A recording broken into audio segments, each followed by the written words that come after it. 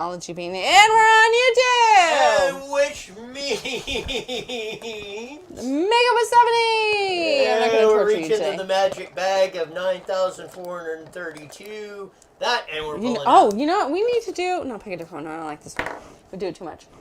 We need to do how many thingies are in here? Yeah, we're gonna have to do that. Maybe we'll do that before Christmas. Maybe we'll do that next week. New Year's. What'd you get? Okay. Oh, It's gonna. Is this going to be 3 times every time? I'm sorry. But you know what? While you're You gotta do this. taking forever to pick, jeez, just pick one, dude. Anyways, national days. Today is National Cover Everything or Anything in Chocolate Day. Why are you holding on to those? Just to prove that You're putting it in your backpack? Or in your back pocket? Well, Your yeah, backpack? show me how to do this. And it's National Barbie and Barney Backlash Day. Explain. Does anybody know what that means? Yes, that's what I was hoping you did. Because I feel like I'm missing out on this, and I'd really like to know, and I cleared out all my stuff. Oh, no, I didn't. Yes. Okay.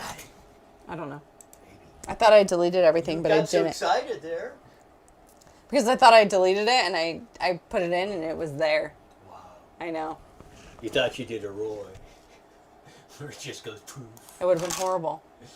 Anyways, so if you want to take a break from Barney or Barbie, today is the day to go ahead and give it the backlash and skip it, all you parents. Maybe somebody can explain all this. Or cover anything in chocolate. No, that's. I wonder what a pork chop would taste like covered in chocolate. I would eat it. Yeah, you would.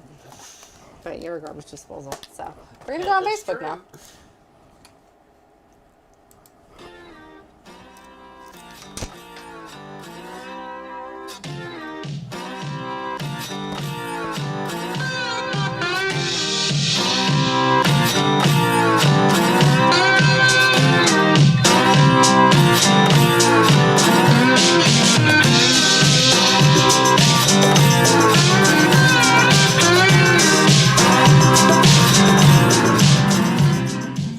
Slide guitar music that comes on every Monday through Friday on IE Newswire, on Twitch, Facebook, and... On YouTube, make sure you hit that like and subscribe button and share us all over your world. Was that creepy enough? It's always creepy. And make sure you go over to our Instagram page and like and follow us there as well. Yeah, we got an On Instagram YouTube. page of that. We also need to. I need to figure out that Twitch thing. Instagram, Twitch. I mean, how many more social media? Parlor, MeWe. Oh yeah, I forgot about Parlor. And, I mean, That was hot for a minute. I feel like did that stay around? I think so. I would imagine. I haven't heard about it like I was for a minute. That no, well, yeah, they had that big surge right after the whole Trump deal, and then a lot of people of that. I know, or I've been seeing Fox News ratings have been declining a lot since a lot of people. I guess I should turn this on so people can actually hear me. You were talk. picking up just fine through mine. Yes, I know I'm loud enough that the microphone could be 35 yards away, and you're hearing Roy. That I don't even know why I have a microphone. I don't either. I feel like the world can hear you just fine. Which is a bad thing. On top of bad hearing, and then probably makes, and I explain to people a lot, I'm not yelling, I can't hear myself. So to me, I'm not yelling. You don't think you're yelling? No, I don't. Because people think when I'm talking normally, I'm yelling at them because I can't hear myself. Anyone with hearing problems, you're a great fit for. Yes. Because, yeah, I mean, it's like that. I mean, people think that I'm doing that is mainly, and then, if it gets staticky or in in closed room or a lot of things, it's just, I won't go on any more of that because we're boring people. Wow, we were having fun hearing about your hearing issues. That's what everybody wants to hear on this Wednesday. I can tell you were really excited about that by the look on your face. I only fell asleep a couple times. But Let's get into the lot of jam-packed news on there. Repeat that for the Facebook and Twitch and audience on that. What was it? National Barney and... Well, usually we make you go over to our YouTube channel to do that. But Yeah, it's but National Barney and Barney Backlash day. If you know about that, or explain it to me, that I'm like... But it says, if you click on the thing, it says that it's for parents to take a day off from listening to the obnoxious crap your kids will watch. But then why are you putting it on? I don't know. I would say, yeah, why don't you just turn off all the electronic devices for a day? Because then they would lose their babysitter, and that's a horrible thing as a parent. Trust me, I know. I'm not going to argue with that one. Especially with the tone of voice I was I'm putting. just kidding. No, but no, you're not. Sometimes those shows have really annoying songs, but I used to rock out to them all the time. I would buy their soundtrack, drive around, me and my kids be jamming. There you go. And we covered a little bit, and there's an update on the story, and Susan, who from Harupa Valley, who's back home from a long hospital stay, and requested this on that, and we did cover it a little bit yesterday, because when I was down at the Board of Supervisors, they mentioned it, that Riverside Community Hospital, the nurses were going to they put in notice for a 10-day strike, starting December 24th, Christmas Eve, through January 3rd. Well, it's actually more than that. It's 3 hospitals total of that. And with all the stuff going on that, and as we said, Riverside Community, as it was conveyed at the supervisor's office, has the most COVID-19 patients, highest capacity of emergency room, ICU, everything in Riverside County anyway. And if that hospital shuts down, or not necessarily shuts down, but is not able to serve at capacity like it is, if the SEIU, which is mainly the nurses, all the people that bring the food, clean the place, most everybody except the doctors are under the SEIU union. So that would put a big crimp in their plans down there. Here's a little report on that, of going on and what's happening. So here we go with the video. Medical Center, the Riverside Community Hospital, and the West Hills Hospital and Medical Center. These facilities are part of the Hospital Corporation of America, and in a statement to our affiliate KNBC, a spokesperson says, quote, "It is unconscionable that the union would urge nurses to abandon the bedside given the current COVID-19 surge. But once again, in a statement, the union says that these hospitals have been unsafe and that it has been unprepared during the pandemic. But it also notes that it has engaged a federal mediator during the process and that negotiations can continue before the strike would take place. So ultimately, it's unclear if the strike will move forward." Notwithstanding the conditions at the hospital and whatever's going on, and we heard it at the Board of Supervisors. We played it. Supervisor Kevin Jeffries, which was a volunteer firefighter. The Steve, the head of emergency services, I forget his last name, said the same thing. The nurse that came up in public comment said, this season, December is the busiest month. COVID, no COVID or anything. It's flu season. They're always at capacity at this time from December through New Year's. If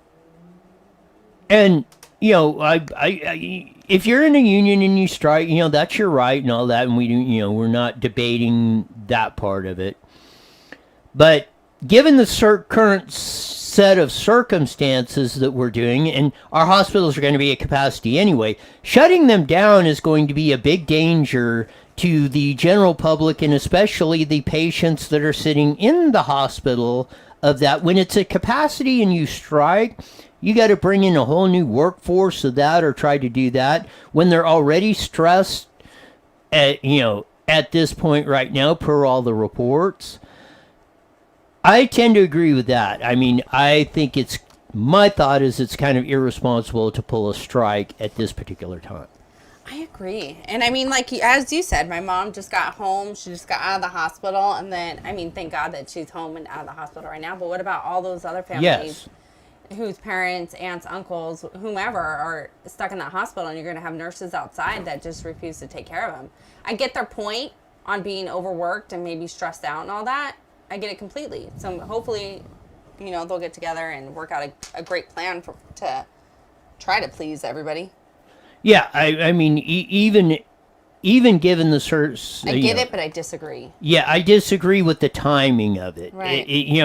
Maybe come February or March, if this is still going on and you still feel the need to strike or things are looking better, you're out of flu season or you're into an area where it's not as critical, the hospitals are not jammed to capacity. Yeah, then, okay, you got to do what you got to do. I mean, Right.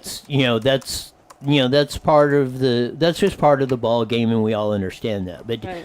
the timing of it, and even Manny Perez, which chairman of the board of Riverside County Board of Supervisors, and I mean, mainly center left Democratic Union support usually comes out and says, hey, and he asked SAIU with the whole board too, not at this particular time, let's see if we can come to some sort of agreement or just to postpone this or something till we get through this, get through this flu season where, COVID and everything else that's going on that always does it, as we said, and then most everybody said that testified in there that's actually done, in the industry said this happens every year. So Right. it's not, it's kind of like probably not the best time to be making a statement like this. I would agree. The other Let's see big, what happens. the other big story, the one that's just been flying all over the place. Tom Cruise, one of the biggest stars, movie stars, yada. What's he been, 30 or 40 years Oh gosh. of tons of movies, Top Gun, Mission Impossible. well, there you go. That's the one they're filming, isn't it? Mission Impossible 284. They got more than just one. Yeah. No, I think they're doing like Mission Impossible 7, 17. I don't know. Anyway, There's a lot of them. this has been going on. This is Tom Cruise. He was on the set. They're filming, of that. I guess there was two guys at a computer that were less than 6 feet apart. So Tom Cruise comes upon this, and he comes up with this little vignette of what's going on. Here's a little shot of it, and then we'll get some comments. Because they believe in us and what we're doing. I'm on the phone with every studio at night. Insurance companies. Producers. And they're looking at us and using us to make their movies. We are creating thousands of jobs, you I don't ever want to see it again. Ever.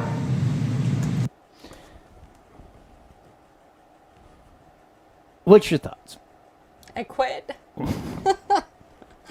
No, we were discussing before the show. I get where you'd be upset. You put this much investment, time, money into something you're creating. And then to be disappointed, it's maddening. I think everybody would feel that way. However, if you were that pissed off and that upset with your employees, fire them like an adult. I mean, this guy's, he should know better. He's so out there, so famous and so many things. He should know better. Two things that strike me about that as we come to back at probably, I'm going to say probably, let's say 20, 25 years ago. Bosses talk like this all the time. If they, this was like, this happened all the time. I mean, you were lucky sometimes if you got one. They might give you one warning of, hey, don't do this, or you showed up late, 5 minutes late. Okay, we might excuse this time, but the next time, if you're 5 minutes late, don't even bother showing up. Right. And if you screwed something up or something big, not 6 feet apart and not that if he gets shut down for two people sitting in a computer that are less than 6 feet apart, then we got much bigger problems than anything else. Now, I could say if somebody was in danger, or, you could have got somebody killed, life-threatening or something. There is a time when you do get upset or you have to raise your voice or make a point. Hey, knock a dangerous activity off. Right. Two people sitting at a computer. But you know what? The sad thing is, he probably could get shut down for that. So I think that's where he'd be so pissed off. But, again, he got two options. How many eyes does he have on him right now to perform as he should be. So I think there's probably a lot of pressure put on him. And again, Not that it makes it right. no, and again, it's that, and it's probably a lot of male, female, and like that. If some, What are you trying to say? well, see, I'm starting that whole digging you're- process. Carry on. But no, if a boss is yelling at me particularly like that, I mean, I might probably start cracking up inside of that or because I'd probably punch him, but yeah, I mean, but I would say, and most of that, and you get in society of stuff. Let's say this was a Joe restaurant owner that 2 people employees, the cooks were getting or the waitresses were that, and he just blew up like that. right. That guy would probably be in some sort of lawsuit, lose his business, yada, yada, yada. And that's where I'm seeing where we're at as society with this. I get where Tom Cruise is. Not that you I get necessarily... where he's upset. For sure. I get where you're upset, and sometimes you do that. Maybe everything was just going wrong that day, or there, and you just see something and you freaking snap. You shouldn't do that. You come back later and apologize or whatever, and that's Right. fine. But in most of society, and what my broader overall point is, if most business owners would have came in today's society, they would be endangering their businesses if they snapped like that and talked like that and said MF you this and F this and Yeah. blah blah blah blah blah blah blah to a group of employees. And I'm sure it's a movie set and there was a lot of people. I'm sure there's male and females in there and the whole thing. And we would blow this thing if it was that. You might hear just because it's Tom Cruise, but I think the reason I wanted to put it up there is because this is a shining example of probably things that go on. Right. It happens. The world doesn't come to an end. Everybody loses their cool at some point Right. of that. And when you're the boss, when you're the one that signs the front of the check and you're responsible, you have all these things going on in your head, and you have to worry about everything because of the buck. And I get that. Whether if it's his movie, it's probably he's probably got his own production company, everything. The buck stops here at me. Even if Right. you are a big guy like that, or doing that. So I get it. If he apologized, everybody does that, or he says, Ed, hey, I'm sorry I snapped. That probably wasn't. That probably. Incident wasn't that major to come up with a tirade, which it goes on for probably another minute or two, Yeah, and we won't. It's a lot. Yeah, and it is that particular one. But hey, everybody has their day of that. But Anthony writes in on Facebook, who pissed in his bowl of Cheerios? And Debbie also writes in on Facebook, arrogant and entitled, and never cared for him. and Which that I've heard he is. I know when he had his divorce with Kate, I forget what her last name, well, it was Cruz obviously, but her maiden name, he was very angry. Yeah, and well, notwithstanding, and there's probably lots of reports that he's this, Right. that, and the other, and maybe if this is a pattern of behavior that was like consistent, and He ain't gonna get anybody to work for him. well, no, he will because he's Hollywood, and that's believe me, but not consistently. I've been in that industry or worked in it, and believe me, that's the way most of those guys, they ran that stuff. Whoever was head of it, And they know that Right. you're gonna leave, and I'm gonna find someone to exactly, replace and you. that's what they would say. They said, "We don't care what if you don't want to do this." And I mean, they'd make you do all sorts of weird stuff. If you don't want to do this, there's 37 people standing out here, and we'll get somebody in. If you don't want to do it, we'll find somebody Right. in about 3 seconds to get in here and replace you. Right. So but what I'm saying is that if that is going to be allowed in that industry, why isn't it allowed everywhere else? Or why should we all fall apart over this stuff? And if that's the way we're running, and I kind of, in my philosophy of that being 1776 freedom, liberty, you responsible of that, you're the business owner. You have the right to run it any way you want. You as the employee, you have 2 choices. You can either take the job or you can walk out the door. You have just as much right And to be walk out. out the door. If you don't like the conditions or whatever, the business owner, putting on, you have the right to walk out the door. If you don't want to do it, just say, hey, I'm done with it. Right. Sayonara, see you, find somebody else, or you deal with it. Would you stay with someone that talked to you like that? Oh, obviously. I mean, like I said, that was like the norm. Really? I mean, construction, racing, movie sets, I could go on and on and on. That's how, believe me, that was like And you would still work for that person? normal, yeah. That's Or what would you work as hard for a person that talked to you like that versus talk to you like in a nice, kind of way? Actually, I really don't see a lot of difference in between it. But Really? when you're brought up, or that was the way of the world in the Right. environment like that, you're To be that harsh, I can see raising your voice and like being stern, but to be like, I mean, he's dropping all kinds of F-bombs, all kinds of stuff. For standing close to each other. If it was a bigger issue, yeah. okay. But for standing close to each other, No, you're gonna fly off the handle on something that dumb. back in the day, we would probably get in a later date. We get into some of the stories of that. People would blow off of stupid stuff like that. I mean, and it Well, would, then you go, Tom. Are you hiring? there you go. Because we're looking. No, I'm just kidding. But I mean, it is. I mean, it was like that was just kind of the way things were done. And like I say, I mean, if that happened to me, or that, I'd be like gritting my teeth, just trying not to crack up while he's doing that.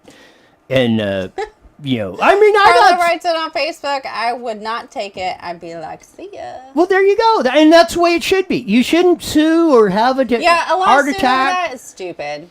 I would leave probably crying for sure. But Of that, or Tom Cruise, or if you're going to threaten, fire them, or say, hey, this is it. Da, da, da, da. They have a clear understanding what's going on. They could, those two guys or anybody else on the set could have walked off and said, I'm done with this. I ain't working for this. But then how much money are they losing walking off that set, though? Well, hey, you make choices. Ooh, boy. Everybody makes choices. It's a Mission Impossible movie. You know it's going to go big. You should have that. But no, I think, again, I think our society's just become way too sensitive, Sue happy, Yeah, Sue happy for sure. Because this stuff is going to happen. And, you always have the ability to walk away and deal with it. I think a lot of the world is becoming that mad. Like that anger, that snapping.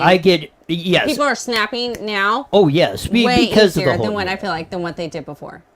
I think that's where it becomes a shock. Especially being someone in Hollywood for being pissed off. I mean... It isn't to me because I've seen that, especially in that people industry. don't. I hear a lot of people are on his side though. So you go, Tom. Be mad about standing. Again, it's his deal. If and those people have the choice to work for him or not. And that's if you think the guy's a big bleep, then hey, say sorry, Tom, we're done. Right. And walk off. Instead of getting all this, that, and the other. That's but I do pick. And I want to ask you this because this is my belief, and I think most people are on edge because of this whole COVID crisis, all the things we've been going through. So we're. But you ever talk to me like that, I'll be gone. Just so you know, fair warning. Fair heads up. Just I want to get to this real quick. Same thing. We brought you the LA deal, and we talked about that. I think with Dr. Kelly Victory, only 1% of the cases in LA were traced to coronavirus or whatever, and most of them were fast food employees, not anybody, the patrons, anything else. Same thing just came out in New York City, and they're threatening to shut down the whole city and all this other stuff. It's like, why put out this false info? That's what absolutely drives me absolutely insane. Oh, this one pulls on my heart. Yes, this is like, and it does. And now, if this doesn't pull, I don't know what is. 2-year-old was abandoned at Goodwill with a note and a bag of clothes. I wonder what the note said. They never say it in the article. One suspect is in custody after a 2-year-old boy was dropped off in South Haven, Mississippi Goodwill store with nothing but a bag of clothes and a note, authorities said. A bystander called the police on Monday morning to report that a man wearing black jogging pants and black cowboy hat dropped off a young boy at the Goodwill store and left, according to a Facebook post from South Haven Police Chief Moore. The child was too young to give his names of his parents, according to Moore. I know we have this. What is the law in California? The Safe Haven Act. You know, if you have a newborn child or something or whatever, you can drop them off at any fire, police station, hospital, no questions asked. I don't know what the age limit would be on that, but if you're in a situation, for whatever reason, and it is, I would say the safe haven law should apply somewhere up 10, 12, 15, 17, I don't know where and then that can be debated. But if you, for whatever reason, if you can't handle the kids or whatever, you should be able to drop them off, police station, fire station, hospital, yada, yada, church, no questions asked. We will not prosecute you if that, main thing is the safety of the kids. And 2 years old, 2 minutes old, 12 years old, to me, it doesn't make any difference. Right. I would rather people have that, not be able to use that as an excuse for doing something like that or having the fear. If you can't handle it or whatever the reason, I don't, just get them to somewhere that the kid will be taken care of. And just, it sounded like that he just left him outside. He did leave a note, which I'm wondering what the note said. And there was a female that was with him as well. They don't know if it's mom yet or not. So heartbreaking. One thing, and I'm going to do this because of the graphic coming up, is absolutely Steph found this. But I talk about food all the time, immunity boosting foods and all the stuff today. This article in Eating Well on that, and I go for leafy greens, Perfectamundo, all that. Vitamin D, the best way to get vitamin D is to absorb it through your skin, sunshine.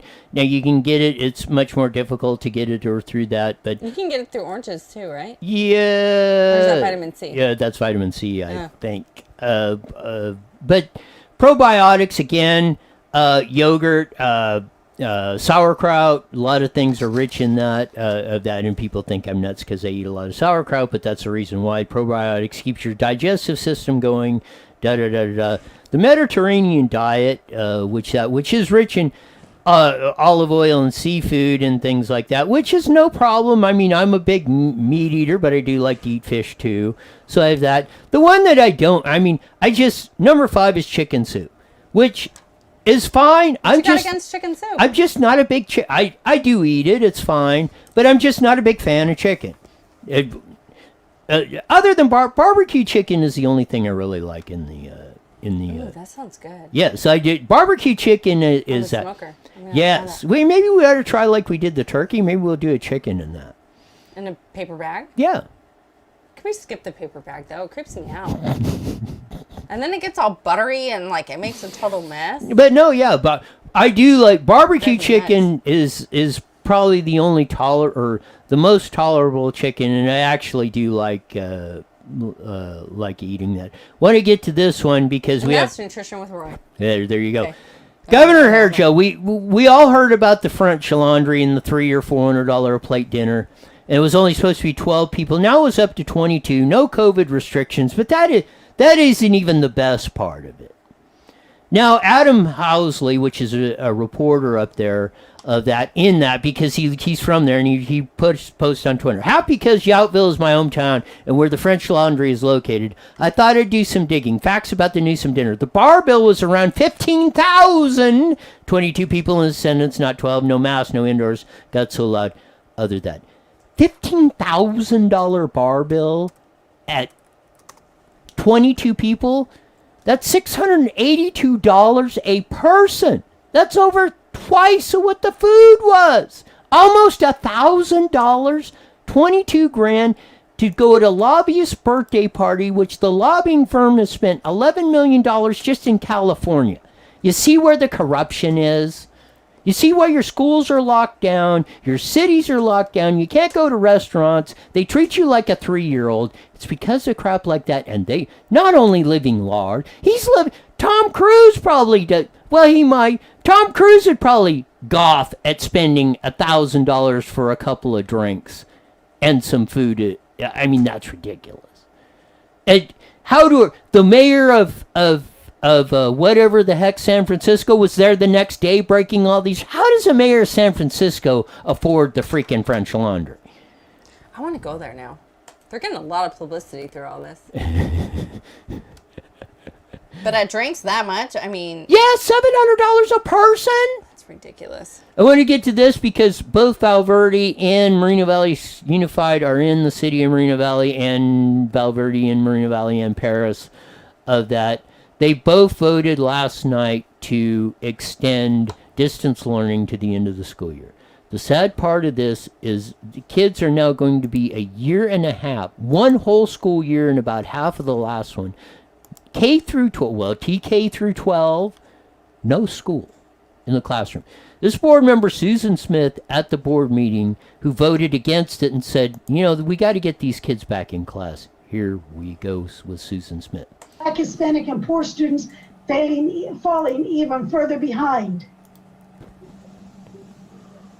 Classrooms have been unusually empty, with quarantines and sickness affecting attendance in face-to-face schools, that's not us, and computer issues interfering with online instruction. Some districts report that the number of students who've missed at least 10% of classes, which studies show could lead to devastating lifelong consequences, has more than doubled. An estimated 3 million vulnerable students who are homeless, in foster care, have disabilities, or are learning English appear to not be in school at all. It all adds up to a brewing catastrophe, said Barbara Duffield, who runs Schoolhouse Connection, which advocates for homeless children, and recently found that even as more families are at risk of losing their homes to eviction or foreclosure, schools are providing support services to an estimated 420,000 fewer homeless students compared to last year. If we fail to address this, we're just compounding trauma. We're compounding loss.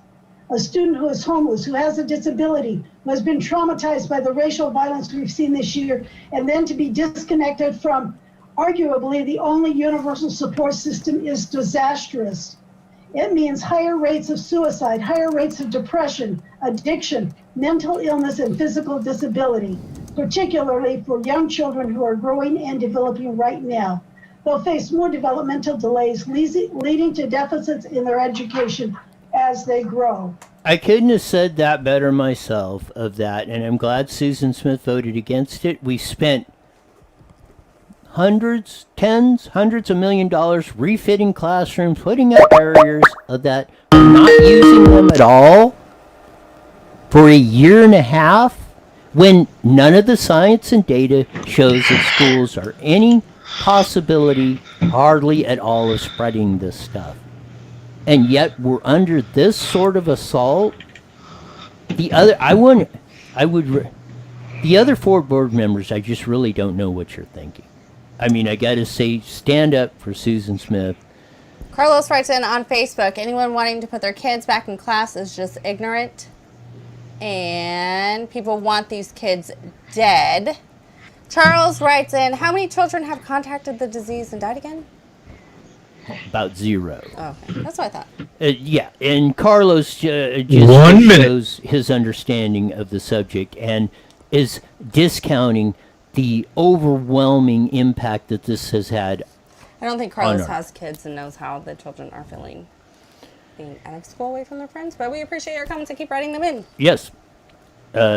Sometimes it's good to let people roll and expose them for what they are. 30 seconds. Hey, Jess. Of that. Hey, Steph. We're going to be switching over to the Mighty Met, or joining the Mighty Met AM 1490. Will be joining our vast video audience on IE Newswire, that's broadcasting on Twitch, Facebook, and IE Newswire Daily is on the air. The following is a paid program. Views and claims expressed are those of the program producer and are not endorsed by this station. Opinions expressed are not necessarily those of radio station KMET, its management.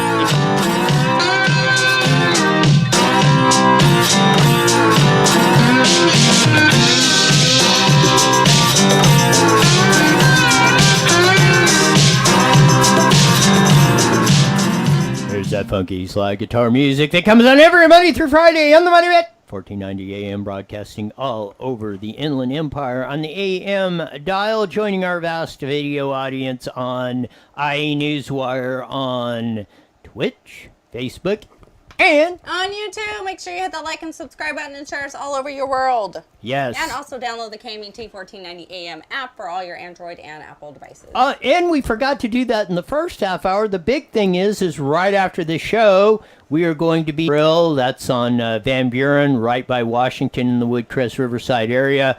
We'll be doing a toy drive. It's karaoke night of that. And they really do. The firefighters can't do the stuff a truck. They do this with AB7. The what is it? Wish of Love, Spark of Love. Yes, Drive. Spark of Love toy drive. They're under the 8 ball, because of the whole. We know what's going on. They can't do. They're constricted from doing stuff a truck and all the things that they do. So we're hoping that our audience and anyone else listening or anyone else you can drag down there, bring us a toy. After we'll be there about 6:30 or so on that until we stop getting people coming in of that. And please bring something out. Firefighters. A lot of kids right now need the help. Yes, firefighters need the help, and we don't, especially in this year with all the stuff that we've had going on.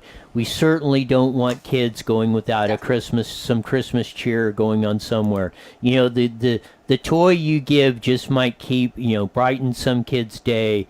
In immeasurable ways that you may never physically see, but you will benefit from that, knowing that you did the right thing, especially in 2020, where we know we've had all the fun and frivolity that we've had in this whole year. And we did some of the stuff that was on that. We did the Tom Cruise rant at the first of the hour.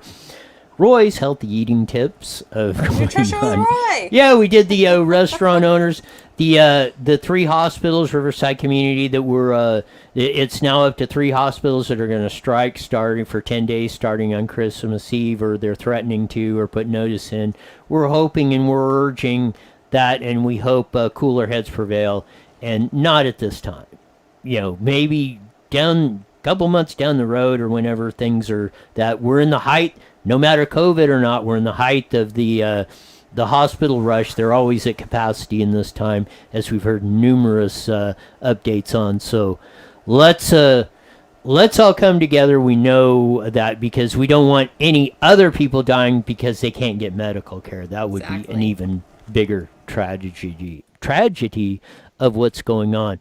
We're going to have our, we've had her for many years on. We're going to have our guest, Susan Smith, coming up on that. We'll get into all of the latest and greatest things that we got. That we'll start talking a little bit of politics like that. I'm sure Stephanie's getting real excited hearing that.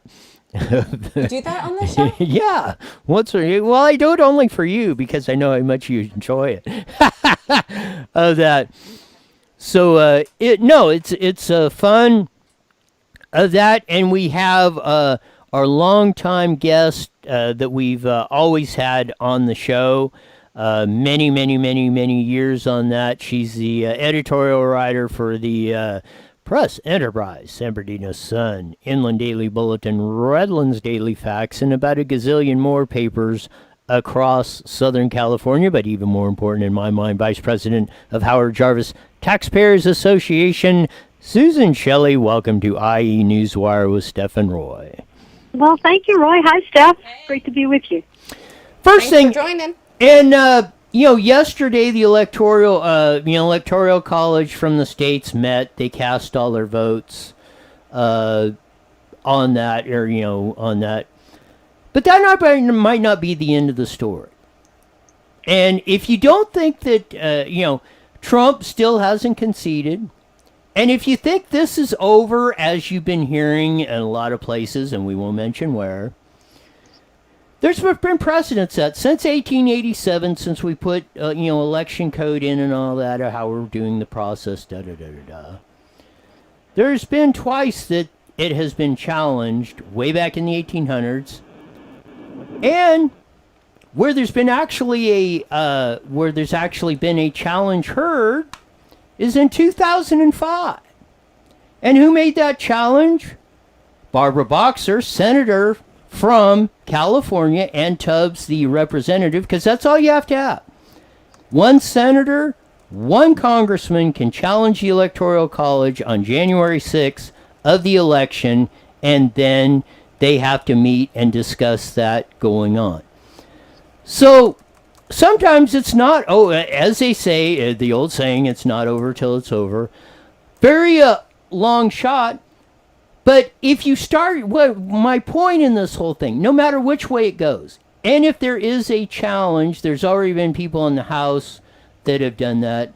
Rand Paul in the Senate has indicated, he hasn't said he was, but he's kind of indicating he might be the one on the Senate side to challenge this. And I want to see how the reaction is, because when Barbara Boxer and Tubbs did it in 2005, it was like, oh, well, they're just challenging this on this side for John Kerry, and they were election fraud and all this other da-da-da-da-da. It went to 2016, too, in that, but no senator stepped up. But you heard the Russia. I think we need, if this starts, or there is a challenge, and the rhetoric goes that, the Republicans and sour grapes and all this stuff, I think we start to need to pull the clips of 2005, 2016, and roll this out, that who were the ones that made us aware of this, Susan Shelley? Well, there's an article in The Hill, the Capitol Hill newspaper today, by someone named Jeremy D. Meyer, and he has written, no, Biden hasn't won yet. There's one more, what he's calling nightmare scenario. And essentially it says what you're talking about, that with one congressman and one senator, and they challenge the electors in 4 states, and each challenge is entitled to 2 hours of debate. They could do 8 hours of debate in the Senate. They could wind up having to, I'm not sure, this is very confusing. Apparently, this could end up with the Democrats blocking a vote in the Senate and the Republicans blocking a vote in the House, or the other way around, and somehow we could wind up with Nancy Pelosi as president. It's true. It's going to go well. Well, yeah. Let's say they get to the 6th. Let's say they get to January 6th, and there's a challenge made, and let's say the House votes one way, which is Democratic. The Republican Senate votes another way, and so we don't have no decision. Now you go to certify. Let's say the process gets blocked all the way to January 20th when we get that, and there is no decision. Yeah, Nancy Pelosi, by the election code, it's not in the Constitution, but they passed it in 1887, and it's been amended, but it's in there. If there is no selection by the Congress by January 20th, 2021, the Speaker of the House becomes acting president. Now, it doesn't say for how long this goes, or maybe if they come to an agreement or something, but it isn't stamped in stone, as the Hill article is, and as the election code as I read it, and many others that I've been reading are that.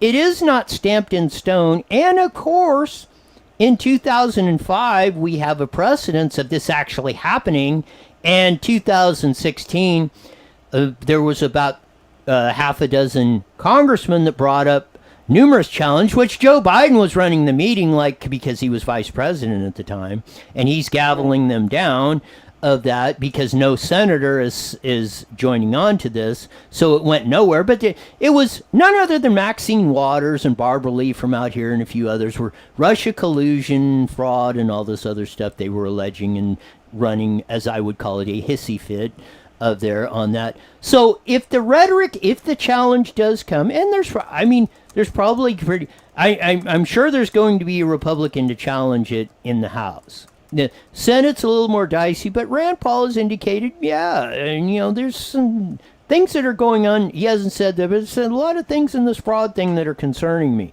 So if Rand, or all it takes is 1 out of 100 to sign that, and 1 out of 435 in the House of Representatives, and it's game on. Well, that could happen. We're really in uncharted territory here, and I think what it turns on is whether the public becomes convinced in the next 2 weeks that there was election-stealing fraud. I think the latest poll has something like 46% of Americans believing that there was.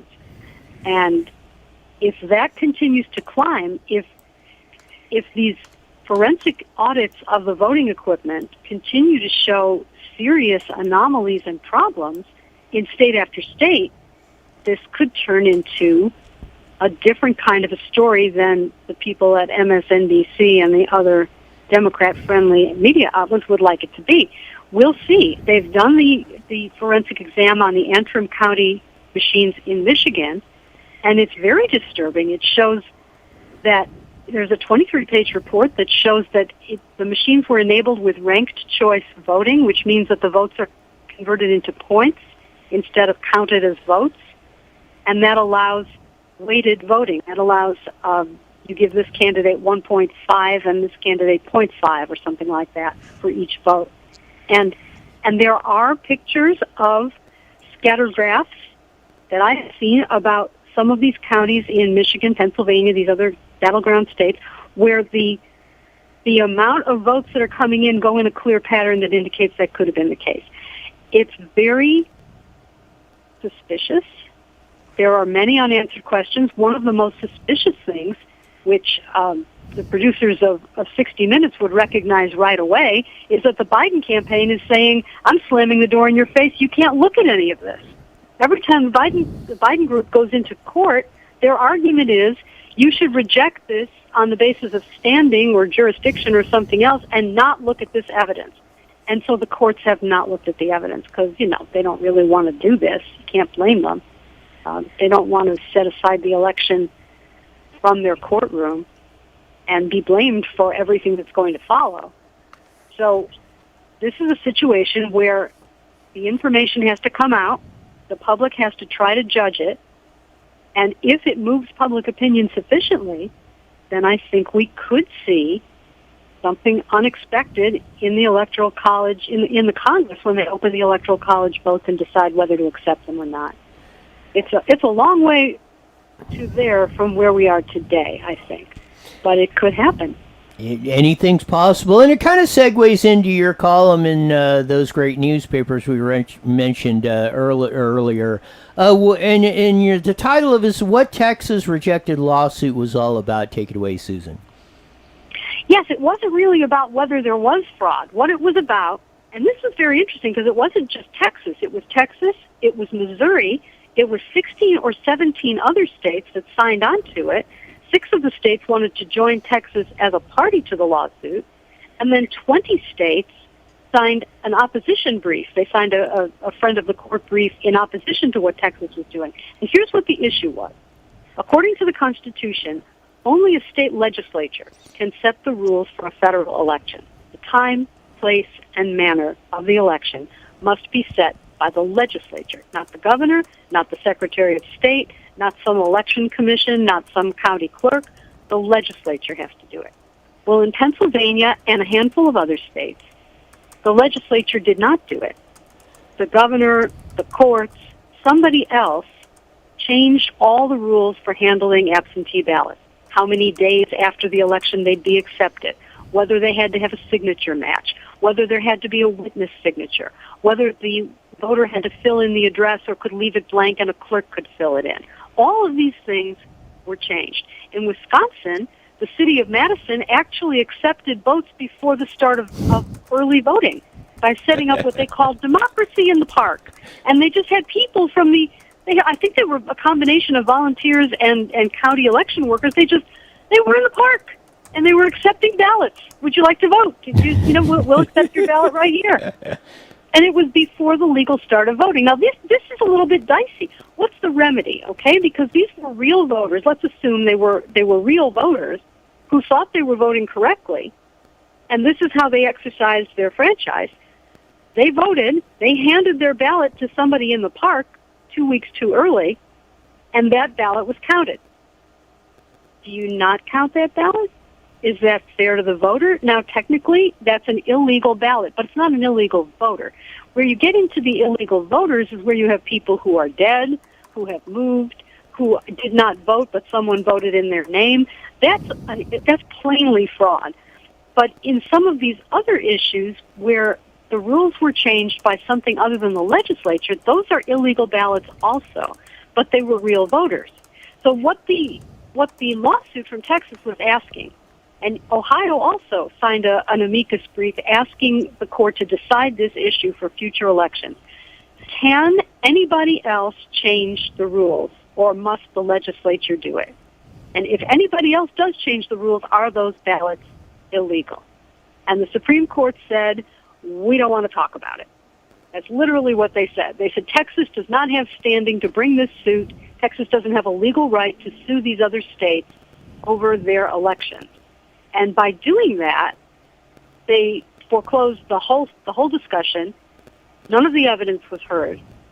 The filing that Texas made lists tons and tons of suspected fraud, including more than 100,000 ballots in Michigan, I think it was Michigan. They cannot tie a registered voter to the ballot. There's no serial number. There's no nothing. And they don't know where the ballot came from, and they have people who voted who were not registered, or they had ballots that came from nowhere, like 150,000 ballots in that category. And in Georgia, they have people who are documented as having moved out of state who voted, people who live in post office boxes who voted, thousands. In each case, in each state, more questionable ballots or illegal ballots than the margin of victory in the state. In fact, in Pennsylvania, there was a report from 15 state lawmakers documenting hundreds of thousands of inconsistent numbers on the ballots. How many they sent out, how many came back. It doesn't match up. There's been no explanation. It looks like fraud. Obviously, it would have to be investigated in more detail, and there isn't much time to do that, but there's an awful lot of people working on it, so it could come out in the next 2 weeks. And if it does, if you have absolutely rock-solid evidence that this election was flipped in 4 or 5 key states, in those middle-of-the-night vote spikes, I think it will move public opinion to the point where we might be on a new ball field, a new playing field when Congress looks at this on January 6th. I think no matter which way this goes, I think once and for all, we need to come up with voter ID. Yes. 100%. Whether you go to the polls or if you go to an absentee, you need to have an absentee ballot, which you requested, and has your current signature, current address, everything on file, and that is checked and verified that you didn't vote at the polls like it's supposed to be, or no double votes, or no double balloting, or sending 2 or 3 ballots or to one individual, or dead people, or everything else. We don't have confidence in our election system, then the rest of this whole exercise of the United States of America as a free republic, an exercise in futility. Well, that's certainly true. We have to have reliable elections, and we have to have them not just at the presidential level, but all the way down to the local level. When people are approving tax increases, we have to have confidence that those are real votes if they're passing tax increases, and they're not fraudulent votes, and they're not machine-created votes. It's very difficult in California to check anything because now that we have this computerized voting, the ballots on paper are not sorted. They're just scanned and stuffed into boxes and shipped off to some storage facility.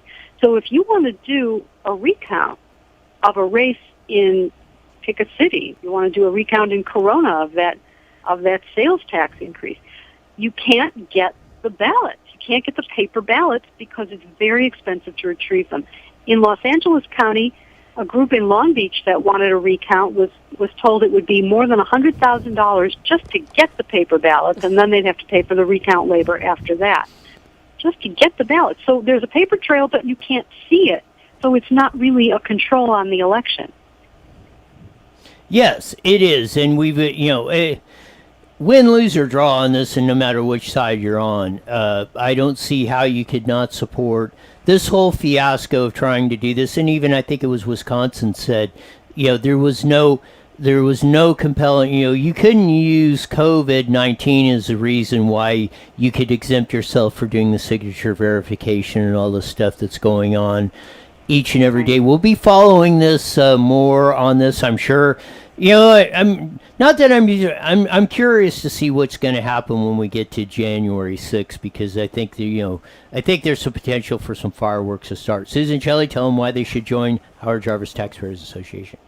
Oh, you must join the Howard Jarvis Taxpayers Association because we just beat the biggest attack on Prop 13. It would have been an enormous tax increase on everybody in California. You would have paid higher prices for everything, and we beat it. But guess what? They're coming at us again to raise taxes starting in January. So join the Howard Jarvis Taxpayers Association and help this fight against ridiculous high tax increases. Enough already. And we're the only organization in California doing these things. So for just $15 a year, you strengthen the voice of taxpayers in California. We'll keep you up to date on everything that's going on and who's trying to pick your pocket and who you should call to make it stop. And there's nobody else who's going to do that, especially as well as we do it. So join the Howard Jarvis Taxpayers Association and protect the future of California. HJTA.org. You got it. Thanks for being on, Susan. We'll do it again next week. Thank you. Take care, Steph. You Bye, too. Roy. There you go. That's it for that. We're gonna be about 6:30. We're gonna be at Dory's Bar and Grill. It's on Van Buren, right by Washington, in the Woodcrest area of that. Come down. Bring a toy for what's going on, and I don't know why that's going off. It always seems to. No, come down, bring a toy. Much needed kids, especially in this chaotic year of 2020, of all the challenges we've got. We don't want to have any children out there that are not going to get something for Christmas or something to brighten up their lives. They have nothing to do with this. It's anything they did, no matter what side you're on in this whole thing. We don't want to punish the kids over this. We want to make their lives as enjoyable as possible, and especially for kids that would not be getting anything, and that number I'm sure is going to be a lot larger than it has been in many years past. That it's even more important, and the challenges of everything to do that. So please come down to Dory's Bar and Grill on Van Buren, right by that. The flyers posted on IE Newswire, and it's been shared all over the place, so you can find it. I want to do this on the also really quick. Go ahead. No, go if ahead. you're unable to make it out there, or you want to stay a little COVID safe, or just you can't attend, go to abc7.com and you can donate right online. Go to the Spark of Love link and donate from there. Or you can drop off a toy at any fire station in the state of California up until Christmas Eve, and the firefighters will get it to a needy kid. So that's one thing that we should be doing. Again, and I printed them out. RecallGavin2020.com. Here's the petitions. If you need them, get a hold of us. We will get them to you. Of that, if you go to the IE Newswire, my phone number's on there, right on the front page. So call me. We will get you petitions. We will print them out. We will print out 10 gazillion of them that it takes. We've got about 4 months. March 17th is the drop dead date. We got to get 1.5 million verified signatures of registered voters in the state of California. That means we got to collect about 2 million signatures. They're almost halfway there right now. We've got 4 months to go. We can get this done. Gavin Newsom attending and getting the $11 million, and I'm going to say de facto bribes. They're not direct bribes. The company, the lobbyist firm that the person that had the birthday were paying for, $11 million they've spent in the state of California. I'm calling it legalized bribing the politicians. They don't send money under in paper bags under the desk, but they could say, how else is somebody like the mayor of San Francisco, which was out there the next day, going to afford the French Laundry? And if the press reports are right, the 22 people there that were at the Gavin Newsom when the Gavin Newsom attended, it's $1,000 per person, about $300 plus for the food, and almost $700 on drinks per person at that. For 22 people, That's insane. 22 grand. I need friends like that. That wouldn't hurt. Would not hurt. I mean, but I hope that people see that as I mean, it's a total slap in the face. I mean, I get that you're governor, so you get perks. I mean, perks come along with the job, absolutely. And that I can take, that I can handle. You go into a restaurant, get everything free. Hey, good for you, kudos. But to go and make orders to say nobody can go anywhere and then you go out, no, make a meter die. Yes. Total slap in the face. And I hope people see that. Yes. Again, come out to Dory's Bar and Grill. We'll be there in about half hour, about 6:30, and we'll have the donation box for the ABC7 Spark of Love, supporting our local fire department. Yes, and bring a toy for a needy kid. Yeah. Like I said, They're also going to have karaoke too. So karaoke night too. Yes. Or scare some people away. That's it. Yeah. Well, maybe if you don't bring enough toys, maybe I'll come to your house and start singing. That ought to motivate you. Yes, that'll motivate you. That'll get you out the door. Please get him away from me. Come help out the families this year, this holiday season. Yes, it is. It is. We know there's a lot of challenges. No matter which way you're sitting on this thing, we want to make sure the kids are taken care of, and we did that. Yep. And then if we don't see you in a little bit, or until tomorrow, we're gone.